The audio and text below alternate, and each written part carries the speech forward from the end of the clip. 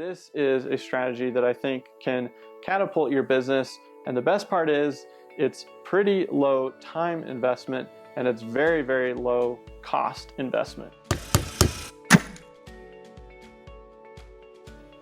Hey, and welcome back to Builder Funnel TV. Have you ever thought about growing your business and just how difficult it is? Sometimes it just feels like it's a giant boulder that you're trying to push up a hill. And frankly, that's kind of how it is. Growing a business is really tough, but sometimes you can use some strategies to overcome brute force with a little bit of strategy. So today I want to talk about something called power partnerships. Now, I'm going to use an example. If you're a remodeling company and you're trying to grow your business, most likely a lot of that business has come from word of mouth, referral. Maybe you've built up a reputation in your town. Your past clients, they like to recommend you, but things are going a little bit slow. You're growing, it's pretty organic. Maybe you're increasing year over year. Maybe some years you have some down years because not enough people just spread the word. Well, let's talk about a strategy that you can use to kind of accelerate that path.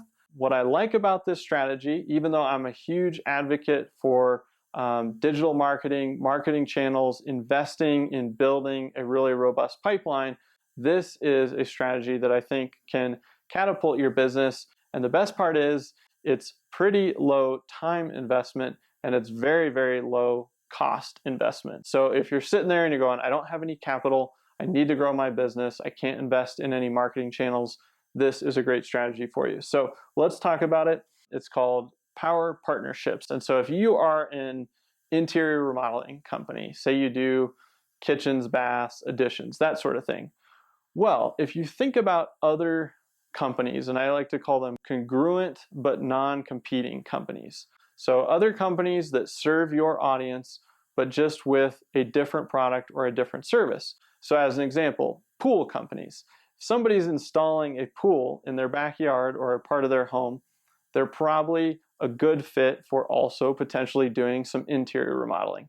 Maybe a fencing company, home security system, a landscaping company, maybe somebody that does really high-end decks, kind of some of these outdoor services.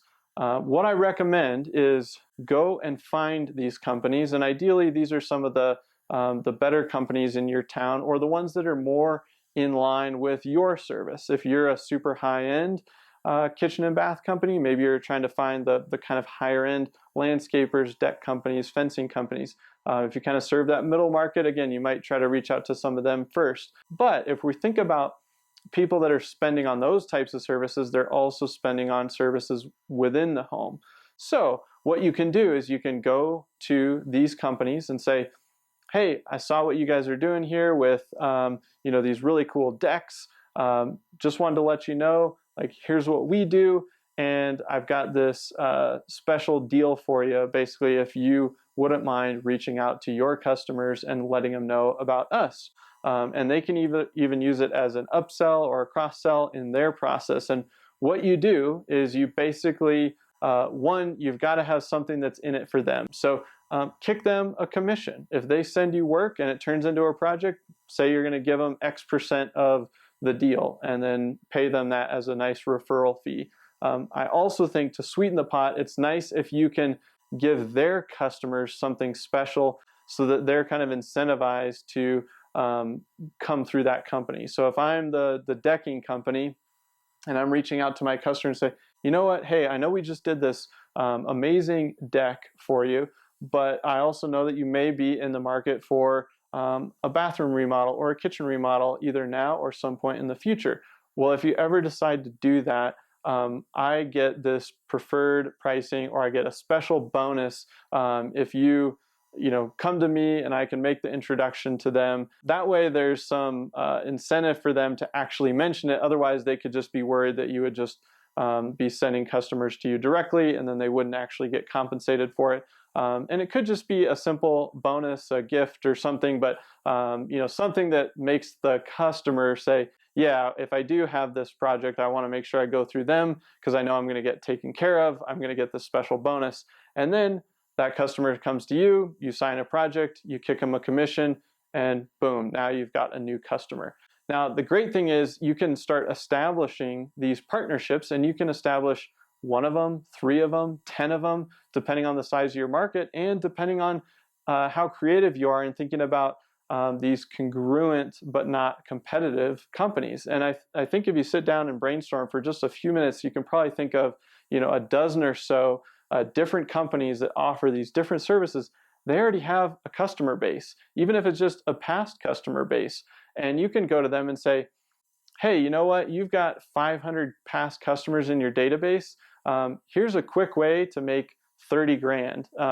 Here's what I propose. And then you say, hey, if you send an email out to your past customers, say, hey, we just formed a great partnership with ABC Remodeling. Here's what they do. If you're interested in doing a remodel, 1, here's this special pricing, and 2, you get this cool bonus. Let us know and we can make the introduction. Then they make the introduction, you close some projects, you get those commission checks going their way. And so if you kind of estimate, the number of projects that they might be able to send you and what that commission amount is, you can go to somebody and say, hey, how'd you like to make, 20 grand in the next 30 days or 60 days? Or how'd you like to make whatever the number works out to be based on, how many past customers they have and what the commission structure looks like. And that's something that you'll have to determine what makes sense for your business model and your structure. But a lot of times people don't want to do something like this because they're thinking, well, I don't want to give up 10% of the project as a commission, or I don't want to give up 5% or whatever the number is. That's just silly. Pick a number that works for you, that works for your margins, that works for your profitability, that works for how you're going to execute that project.